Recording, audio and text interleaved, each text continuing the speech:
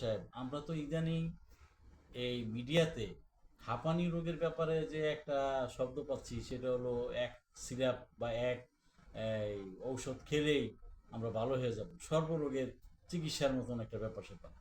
তো এইটা আপনার সাথে পরিচিত, আপনার ডাক্তার, এই জন্য এটা জানার জন্য, বোঝার জন্য জিনিস আসলাম যে এই একটা ওষুধ খেলে বিভিন্ন হাঁপানি ভালো হয়ে যায়।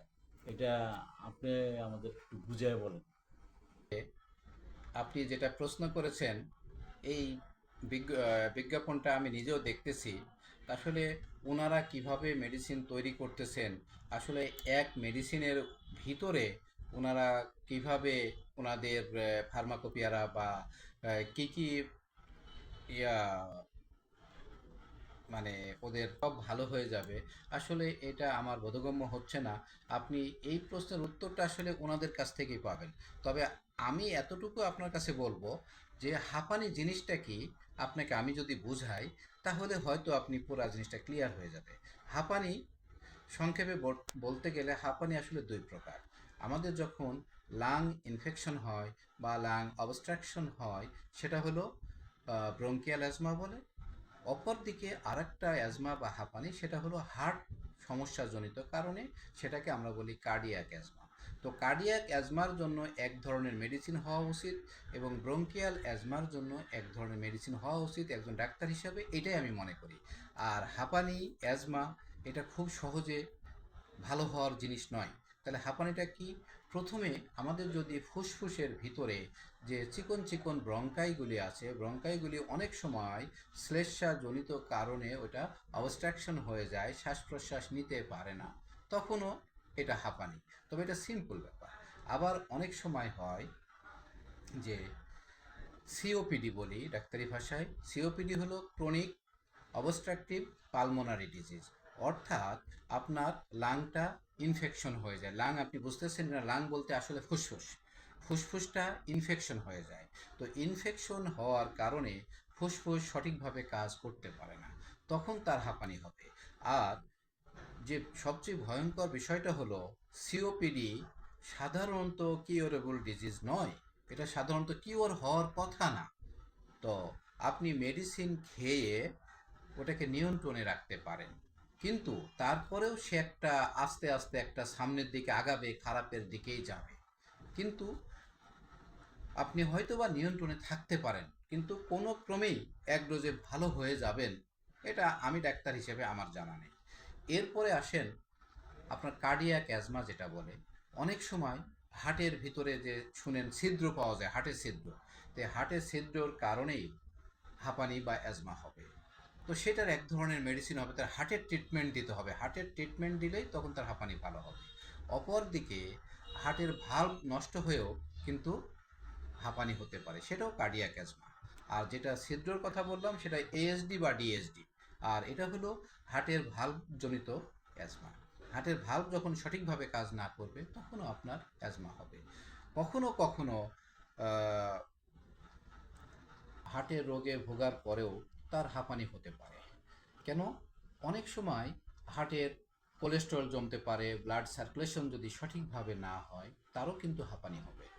হাঁপানি আসলে ফুসফুস এবং হার্ট যদি সঠিকভাবে কাজ করতে না পারে তখন আপনার কষ্ট করে শ্বাস নেওয়া বা কষ্ট করে চলাটাই হলো হাঁপানি। তো এখন যদি আপনার ফুসফুসের সিওপিডিটার কথায় আবারও ফিরে যাচ্ছি, তাহলে সিওপিডির মেডিসিন দিতে হবে। সেখানে একটা ইন্ডিভিজুয়াল মেডিসিন আছে। আবার অনেক সময় প্লোরিসি হয়। প্লোরিসির অর্থাৎ হার্টের উপরে একটা পর্দা থাকে, সেই পর্দার ভিতরে যখন আপনার পানি জমে তখন সেটা প্লোরিসি হয়েও আপনার হাঁপানি হতে পারে। আবার ওই পানিটাই যখন জমে পুজ আকারে সৃষ্টি হবে তখন সেটা হয়ে যাবে এমফাইসিমা। তো এমফাইসিমার মেডিসিন এবং প্লোরিসির মেডিসিন তো এক না, কারণ প্লোরিসি হলো নর্মাল পানি জমা আর এমফাইসিমা হলো পুজ জমা। তো এখানে দুই ধরনের দুইটা মেডিসিন। আবার ওই যে হার্টের যে কথাগুলি বললাম, হার্টের জন্য হার্টের মেডিসিন। তো সেজন্য এককভাবে একটা মেডিসিন দিয়েই যে পুরা অ্যাজমা সমাধান করা সম্ভব বলে আমার মনে হচ্ছে না, এবং এটা একটা দীর্ঘমেয়াদী প্রকল্প। যেখানে সিওপিডি ভালোই হয় না, সেখানে এক ডোজ তো দূরের কথা, আপনাকে বছরের পর বছর ওষুধ খেয়ে যে আপনার অ্যাজমাকে নিয়ন্ত্রণে রাখতে হবে। হার্টের ভাল্ব নষ্ট হয়ে গেছে, সেখানে আইদার আপনার হার্টের ভাল্ব রিপ্লেস করতে হবে, অথবা হোমিওপ্যাথির কাছে এসে হার্টের ভাল্বের উপরে মেডিসিন খেয়ে ওই ভাল্বটাকে আবার পুনরায় কাজ করানোর চেষ্টা করতে হবে।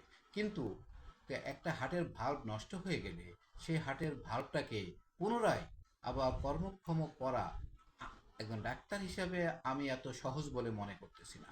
ওই রুগীকে অবশ্যই দীর্ঘদিন ওষুধ খেয়ে হার্টের ভাল্বটাকে আবার আগের মতো কাজ করানোর চেষ্টা করা যেতে পারে, কিন্তু আর না হলে আপনার হার্টের ভাল্ব আপনাকে চেঞ্জ করতে হবে, সেটা অত্যন্ত ব্যয়বহুল একটা ট্রিটমেন্ট।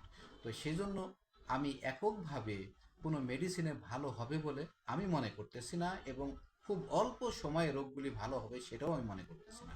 এটা একটি দীর্ঘমেয়াদী ট্রিটমেন্ট, এবং ধৈর্যের সাথে সমস্ত রোগগুলি আগে ইনভেস্টিগেশন করতে হবে। কেন আপনার হাঁপানি? আপনার ব্রঙ্কিয়াল হাঁপানি, নাকি সিওপিডি, নাকি প্লোরিসি, নাকি এমফাইসিমা, নাকি হার্টের ভাল্ব নষ্ট হয়ে গেছে? তো এই যে জিনিসগুলো আপনাকে একটা একটা করে ইনভেস্টিগেশন করে 100% কনফার্ম হওয়ার পরে সঠিক যে প্রবলেমটা ফাইন্ড আউট হলো, সেই ফাইন্ড আউটের ওই জায়গার উপরে একটা সুনির্দিষ্ট মেডিসিন অ্যাপ্লাই করতে হবে। তো আমার মনে হয় না এতগুলা রোগের উপরে একটা মেডিসিন দিয়েই আপনি ভালো করতে পারবেন। তাহলে তো খিচুড়ি ভাত হয়ে যাবে আমি মনে করি। কারণ যে ঠিক আছে, ভাতের কাজও হলো, তারপরে আপনার তরকারির কাজও হলো। আসলে মানুষের জীবন তো আর খিচুড়ি না ভাই। মানুষের জীবনটা এক, মানুষের জীবনে একটা বডিতে এক একটা অর্গান এক একটা কাজ করে। তো এক একটা অর্গান নষ্ট হলে এক এক ধরনের সমস্যা হবে। তো সেই অর্গানটা কি ধরনের সমস্যা হয়েছে সেইটা বের করে আমার মনে হয় মেডিসিন অ্যাপ্লাই করলে নিয়ন্ত্রণে থাকা সম্ভব। এবং আমার মনে হয়, যেমন আপনি যে প্রশ্নটা করতে এসেছেন আমাকে, অনেক সচেতন জনগণই এই প্রশ্নটা নিয়ে হয়তো ঘুরপাক খাচ্ছে। তো আমার মনে হয় আপনার এই প্রশ্নটা হয়তোবা অনেক রুগীরই উপকার হবে। তো আমি বলবো যে যারাই আমার এই ভিডিওটা পাবেন, অবশ্যই যদি আপনাদের সবারই একই প্রশ্ন মনে হয় এবং আপনার আত্মীয় স্বজনও এইগুলি জানার প্রয়োজন মনে করে, অবশ্যই ভিডিওটা শেয়ার করে সবাইকে জানার সুযোগ দিবেন এবং সবাইকে উপকৃত হওয়ার সুযোগ দিবেন। আশা করি বুঝতে পেরেছেন। আসসালামু আলাইকুম।